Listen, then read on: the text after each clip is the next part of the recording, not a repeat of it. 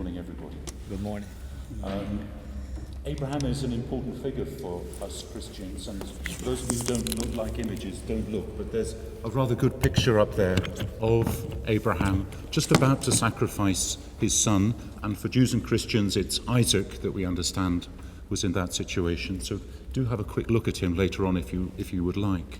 I'm not going to talk about that incident, important as it is, because in some ways it's not absolutely central to the way in which Christians come at Abraham. I'm going to talk a little bit about the Abraham that we come across in the New Testament, in the Greek scriptures which talk about Jesus. So I'm very, very grateful indeed to Maggie for having told us the long, convoluted story so quickly and in such detail in the Old Testament. But I'm just going to pick up a few thoughts that come to us from the New Testament. Let me just start with a couple of quick quotations from St. Luke's Gospel, because Abraham gets a mention very, very early on in that Gospel. Here's a quick few lines from a great hymn called the Magnificat, spoken by the Virgin Mary. God protects Israel, his servant, remembering his mercy, the mercy promised to our fathers, to Abraham and his sons forever. Okay, so that's the first mention we get of Abraham in St. Luke's Gospel. And then shortly afterwards, in a passage we call the Benedictus, which is another long, beautiful hymn praising God's work in the world, we hear these words. Through his holy prophets, God promised of old that he would save us, the Jews, from our enemies, from the hands of all who hate us. He promised to show mercy to our fathers and to remember his holy covenant. I really want to underline those words, his holy covenant. This was the oath he swore to our father Abraham, to set us free from the hands of our enemies, free to worship him without fear, holy and righteous in his sight all the days of our life. Okay, so those are the two quotations of scripture that I want to start with there. What do we learn from them? Well, I think you'll have heard very clearly that the stress is on the image of Abraham as our father, the father of Israel. And even more importantly than that, Abraham was the one to whom God made a promise.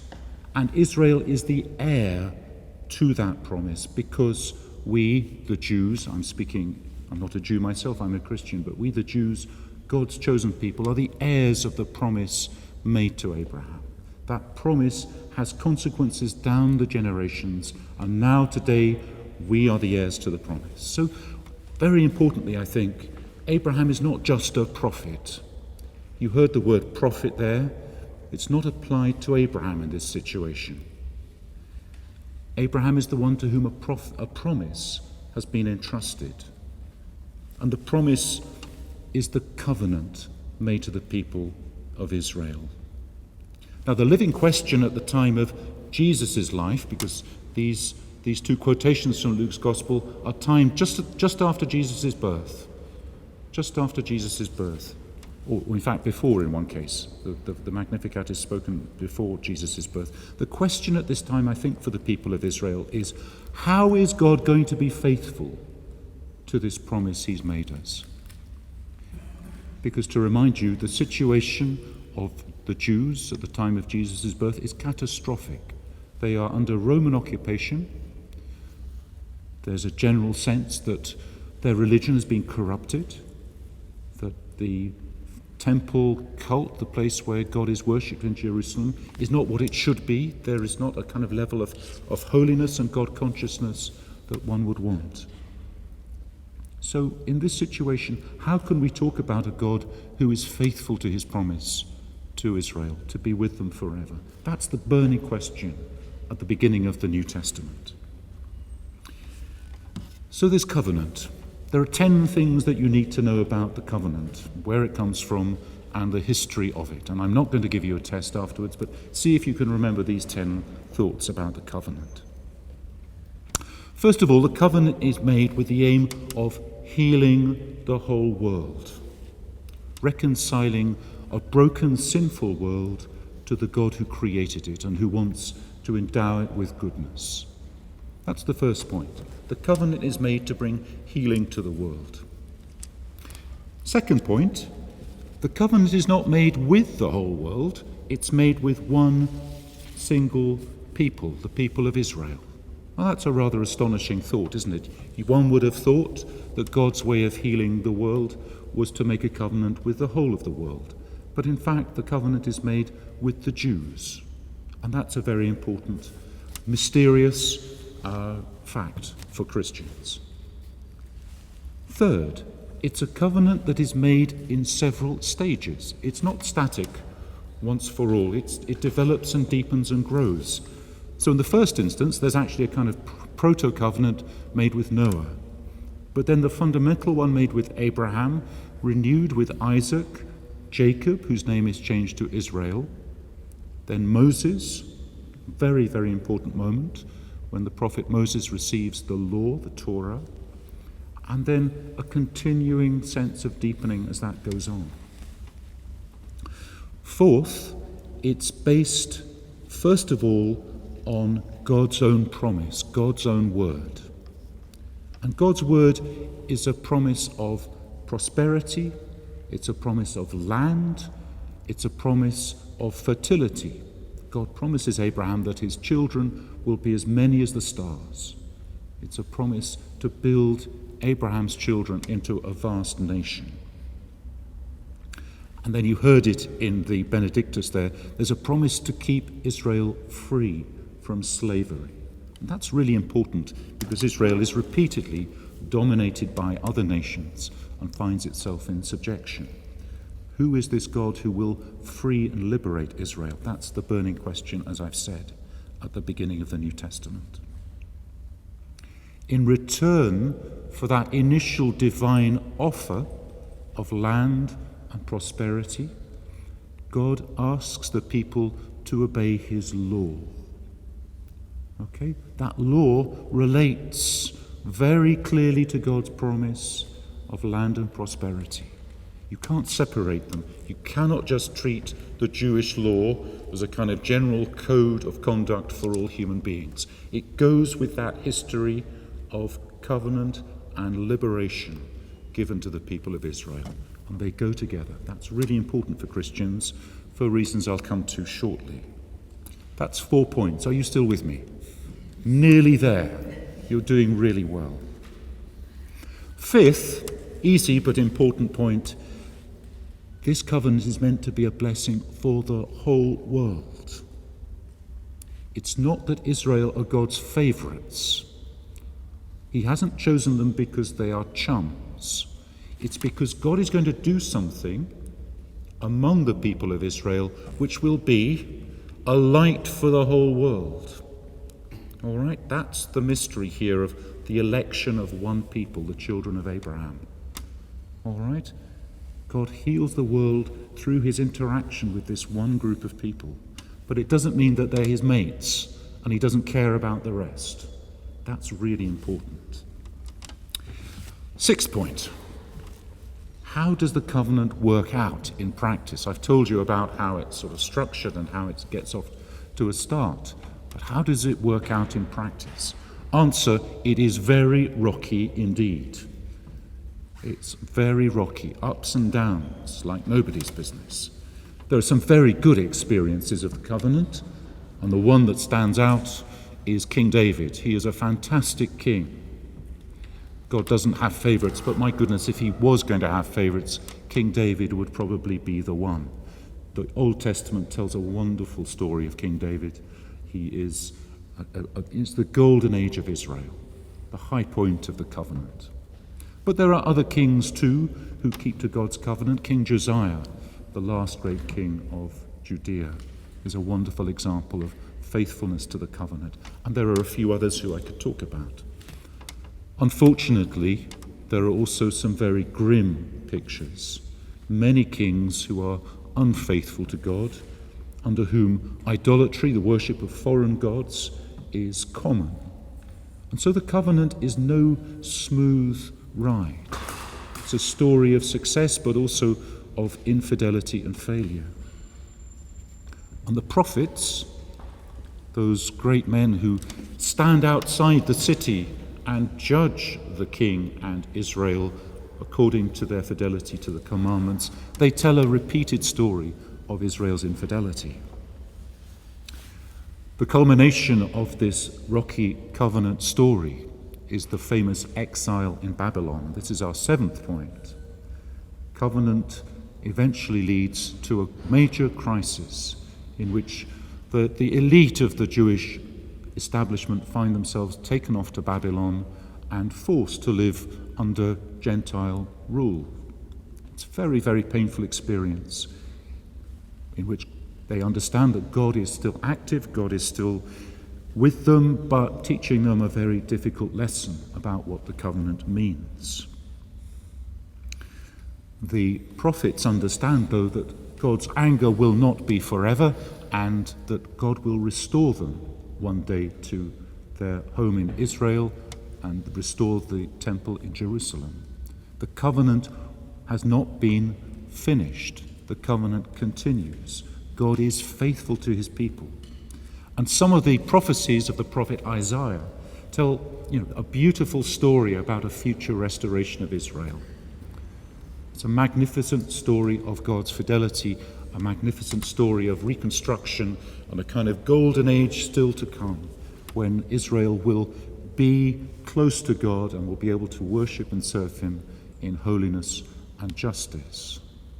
So you have that moment of purification in Babylon. Everything is stripped away and all Israel is given is its hope, a hope of God's fidelity. I think that's a really important moment, a very painful one, but very, very important for the story of Israel. 8th point. We're doing really well here. You're still awake. I don't know if you're thinking about your shopping, but you're still looking at me as though you're listening. Thanks for that. Israel does return from exile. The temple is rebuilt in Jerusalem. Wonderful news. Is this the restoration that the prophet Isaiah and other prophets had talked about? There's a good question. Because in some ways you'd say, well, everything is back to normal. In other ways, things never really reach that climactic golden picture that the prophets speak of. It's all a bit humdrum. It's all a bit mundane. It's all a bit shabby, quite frankly. And then foreign invasions start again. It's hard to believe that this is the promised restoration that the people were looking forward to. And there's one really dark moment under a Greek emperor called Antiochus Epiphanes. He's the real villain of Jewish history. He sets up an idol in the great temple of Jerusalem. And this is a truly low point for the history of Israel. Things start to look as though God has really abandoned his people. If that happens, it's very, very hard to sense that God is still faithful to his people. Hope is being tested beyond limits, really. People are being pushed right to the edge. 9th point. It's in a depth of almost despair, almost hanging on to a thread here now, that Jesus is born. And in the New Testament, you suddenly sense an explosion of new hope, because there's something about this birth that brings back to life the old hope. And the story that the New Testament tells now is that God is now visiting his people. God has really come back now to be with his people and to live up to all the promises he's made and to make them once again holy. It's impossible to read the New Testament without sensing a tremendous new light, a sense of expectation and hope. And particularly in Luke's Gospel, it reaches this wonderful climax when the young child Jesus enters the temple. Because this is one of the promises made in the Old Testament, that God will come back to his house. Very, very exciting. And you sense that in those two readings I began with from the New Testament. God is faithful to his promise. And after Israel has been through every dark moment you could imagine, that is truly invigorating. 10th point, Israel doesn't recognize what's happening. Some people do, but there are all sorts of people that you wouldn't expect. It's not the temple priesthood, it's not the high-ups and the elite who spot who Jesus is, who realize that God is being faithful to the promise of old, the promise made to Abraham. But it's outsiders, people in the margins, people from a place called Galilee, which is, frankly, I don't want to get personal about people in the UK. Where do you think life is a bit marginal? I'm not going to answer that question because you might be from there. But it's where important people don't come from. Yeah? Galilee is off the map. Those are the people who take Jesus seriously. Those are the people he chooses to be his disciples. So this is a story of things being turned upside down. You thought you knew who was holy, who was in tune with God. Well, it turns out not to be quite like that. And God ends up choosing people you would be very surprised to find at the center of God's saving action. And so God isn't quite ending the covenant with Israel, but it's moving into a new phase, a new surprising phase. And the really surprising thing about this new phase is the non-Jews, the Gentiles, the nations are welcome. This is very surprising, and it's part of the promise expressed by the prophet Isaiah that when God is finally faithful to his covenant, all the nations will come to worship God in Jerusalem. And do you remember I said that the promise made to Abraham was not just a promise to heal the Jews, but it was for the whole world. This is the moment when Jews and Gentiles sit down at table and eat together. This is the moment when a new community is formed in which there are no barriers between people. Finally, the covenant has been fulfilled in this man, Jesus, and out of him comes a new community which we call the church. And that church is supposed to be a sign of God's healing in the world, a sign of everybody being gathered together to worship the one true God. And it's above all a sign that God was faithful to the promise he made to Abraham of old. So, that's what Abraham means for Christians. Somebody to whom a really important promise was made a long, long time ago, and the promise has been fulfilled finally in Jesus Christ. But there's just a little bit more of a twist. You thought the 10 facts about the covenant were going to be enough. I've got to add a final point, if I may. And it's a point brought up by Paul, one of the great writers of the New Testament. Because now a question arises, doesn't it? What holds this new community of Jews and Gentiles, Christians, together? It's not the law. It's not the land. It's not physical descent or circumcision, all the great symbols of God's covenant with Israel. It's not those things, because, as I say, people like me, the Gentiles, we're now moving in. We're now taking our place in God's house. What's going to unite us? And the answer that Paul gives involves him looking back at Abraham and seeing something in there that hadn't been seen before. Because what Paul is going to say is that the new covenant, the covenant made with everybody through Jesus Christ, the new covenant is a covenant of faith. It's faith that unites all of these new people. And what does that word faith mean? Well, to explain what faith means, Paul looks back at Abraham, our father in faith, and that's how Christians will talk about Abraham, our father in faith. It's a certain quality that Abraham had that marked him out as different. And it goes back to this rather extraordinary trust that Abraham had. When he heard a voice out of nowhere say to him, Abraham, Abraham, correctly, Maggie said that his name originally was Abraham, leave your father's house and go on a journey. If you heard a voice saying that, I bet you would say, gosh, I think I'm going to get on with my shopping or whatever. You would ignore it or rationalize it away because that's quite a threatening thing to hear. Leave everything that you know. Yeah? Leave all the securities, leave your identity, and I'm going to do something new in your life. Abraham was quite old at this stage as well, even older than me. So leave it all behind and off you go and just trust me. And Abraham, without saying anything at all, picks up his bags and off he goes. That is an image of faith, total trust in God. I was almost going to say unquestioning trust, but actually Abraham is a great man for asking questions. And at one point in his life, he really puts God on the spot about this whole business that Maggie talked about in Sodom. Asking God, you're not going to kill innocent people, are you? And he keeps going back to God and very, very determined that he's not going to be party to something in which innocent people die. Very impressive the way that God wrestles with God, the way that Abraham wrestles with God in a way. Very Jewish, that sense of interrogating and asking questions. So it's not an unquestioning faith, but it's a kind of freedom to go where God sends him. And I think that's what Paul is really impressed by in Abraham. And it becomes, I think, for Christians, a really important aspect of our own identity.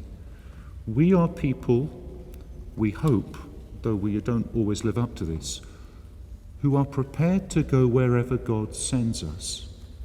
And you see that in the story of the first disciples of Jesus.